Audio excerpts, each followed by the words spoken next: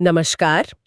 आज हम स्रोत के आधार पर एक बहुत ही दिलचस्प विषय पर बात करेंगे, मनवंतर। ये ब्रह्मांडीय समय के बहुत बड़े हिस्से हैं और उनके शासक मतलब मनुओं की कहानी। हाँ, बिल्कुल। और स्रोत में 14 ऐसे मनवंतर बताए गए हैं। 7 तो बीत चुके, एक अभी चल रहा है और 7 भविष्य में आएंगे। ये समय का एक बहुत ही विशाल चक्र है जिसमें हर युग के अपने कह सकते हैं नायक, ऋषि और देवता होते हैं। तो आज हम यही समझने की कोशिश करेंगे स्रोत क्या कहते हैं इस विशाल टाइम स्केल के बारे में। ये मनु कौन है और ये सप्तऋषि, देवता, इनकी क्या भूमिका है हर दौर में, और ये सब सृष्टि और प्रलय के बड़े चक्र से कैसे जुड़ा है। हाँ, तो चलिए देखते हैं, शुरुआत करते हैं कि एक मनवंतर आखिर होता कितना लंबा है। हाँ, ये कितना बड़ा होता है। स्रोत कहते हैं कि ये बहुत बहुत लंबा समय है, करीब 71 चतुर्युग से भी कुछ ज्यादा। 71 चतुर्युग मतलब सतयुग, त्रेता, द्वापर, कली, ऐसे 71 चक्र। हाँ, बिल्कुल। ऋषि लोमहर्षण ने तो यहां तक कहा है कि इसका पूरा वर्णन वो तो शायद 100 सालों में भी ना हो पाए। अरे बाप रे, ये तो कल्पना से भी परे है। तो स्रोत इन 14 मनुओं के बारे में क्या बताते हैं? क्या बस नाम है या कुछ और भी? नहीं, सिर्फ नाम नहीं है। ये दरअसल समय के एक चक्रीय प्रवाह को दिखाता है और हर युग के लिए एक तरह की व्यवस्था, एक लीडरशिप तय है। जैसे पहले 7 मनु थे, स्वयंभुव, स्वारोचिष, उत्तम, तामस, रैवत, चक्षुष। और 7वें हैं वर्तमान वैवस्वत मनु, जिनका मनवंतर अभी चल रहा है। अच्छा, वैवस्वत मनु। हाँ, और इनके बाद भविष्य में 7 और आएंगे, सावर्णी, भौत्य, रौच्य और फिर 4 मेरु सावर्णी नाम के मनु। तो ये भूत, वर्तमान, भविष्य सबको समेटता है। और आपने कहा हर मनवंतर की अपनी एक टीम होती है, जैसे सप्तर्षि, मनु के बेटे, देवता। हाँ, बिल्कुल सही। हर मनवंतर के अपने 7 महान ऋषि होते हैं जिन्हें सप्तर्षि कहते हैं। फिर उस मनवंतर के जो मनु हैं उनके पुत्र होते हैं जो राज करते हैं, और उस युग के खास देवता होते हैं। कोई उदाहरण है जैसे पहले या अभी के मनवंतर का? हाँ, जैसे पहले स्वयंभू मनवंतर में मरीचि, अत्रि जैसे ऋषि सप्तऋषि थे, और अभी जो 7वां वैवस्वत मनवंतर चल रहा है, इसमें अत्रि, वशिष्ठ, कश्यप जैसे सप्तऋषि स्रोत कहते हैं आकाश में स्थित हैं। अच्छा। और देवता हैं आदित्य, वसु, रुद्र वगैरह। और राजाओं में इक्ष्वाकु जैसे राजा वैवस्वत मनु के पुत्र बताए गए हैं। तो ये पूरी व्यवस्था मतलब इसका मकसद क्या है? क्यों हर युग में ये भूमिकाएं पहले से तय हैं? देखिए, स्रोत के हिसाब से ये व्यवस्था धर्म को यानी कर्तव्य और एक तरह की कॉस्मिक ऑर्डर को बनाए रखने के लिए है, लोगों की रक्षा के लिए। हर युग की अपनी चुनौतियां होती हैं, तो ये शक्तियां संतुलन बनाए रखती हैं। अच्छा, लेकिन क्या ये व्यवस्था एकदम फिक्स रहती है? ये बदलती भी है? मैंने कहीं पढ़ा था कि सप्तर्षि बदलते रहते हैं। हाँ, ये बहुत दिलचस्प बात है। ये स्थिर नहीं है।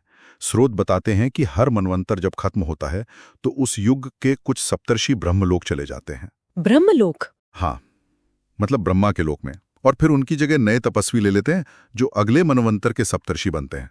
तो ये ज्ञान और व्यवस्था वो चलती रहती है, ट्रांसफर होती रहती है। बिल्कुल। स्रोत तो भविष्य के यानी 8वें सावर्णी मनवंतर के सप्तर्षियों के नाम भी बताते हैं, जैसे परशुराम, व्यास, अश्वत्थामा, और सावर्णी मनु के पुत्रों का भी जिक्र करते हैं।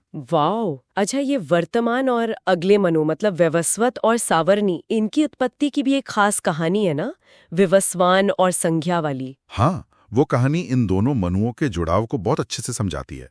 सूर्यदेव यानी विवस्वान और उनकी पत्नी थी संज्ञा।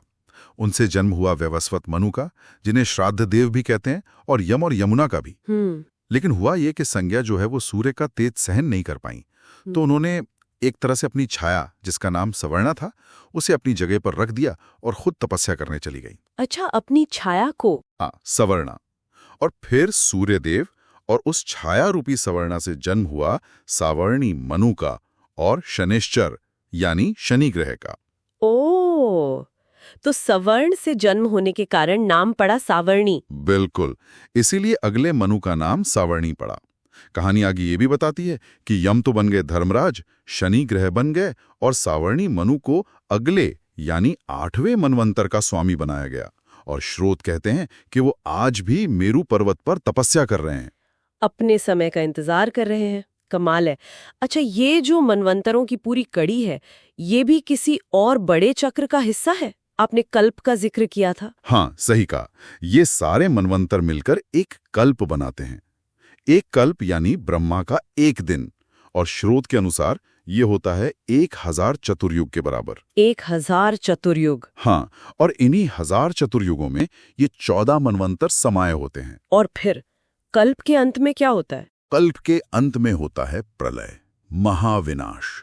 स्रोत वर्णन करते हैं कि सूर्य का ताप इतना इतना भयंकर हो जाता है कि सब कुछ जलकर भस्म हो जाता है। सारे लोग, देवता, यहाँ तक कि ब्रह्मा जी भी, वो सब परम सत्ता नारायण में लीन हो जाते हैं। सब कुछ समाप्त। हाँ, फिर जब ब्रह्मा की रात खत्म होती है, नया कल्प शुरू होता है, तो भगवान नारायण फिर से सृष्टि रचते हैं। तो ये सृष्टि और संहार का एक अंतहीन चक्र है जो चलता ही रहता है। तो अगर हम संक्षेप में कहें, स्रोत हमें मनवंतरों के जरिए समय की एक बहुत ही भव्य और चक्रीय तस्वीर दिखाते हैं। हर युग के अपने शासक, अपने ऋषि, अपनी शक्तियां, और ये सब सृष्टि, व्यवस्था, प्रलय और फिर से सृष्टि के एक निरंतर नाटक का हिस्सा हैं। हाँ, और यहाँ एक सोचने वाली बात यह भी है कि समय को इस तरह से देखना, इतने विशाल चक्रों में और हर युग के लिए भूमिकाएं और वंश तय होना, ये हमें कर्तव्य यानी धर्म, समय की प्रकृति और इस ब्रह्मांडीय व्यवस्था में हमारी जगह के बारे में क्या सोचने पर मजबूर करता है। ये जो प्राचीन नजरिया है, ये आज की हमारी जो सोच है इतिहास को लेकर, जो सीधी रेखा में चलती है, उससे कितनी अलग है, इस पर विचार करना वाकई दिलचस्प हो सकता है।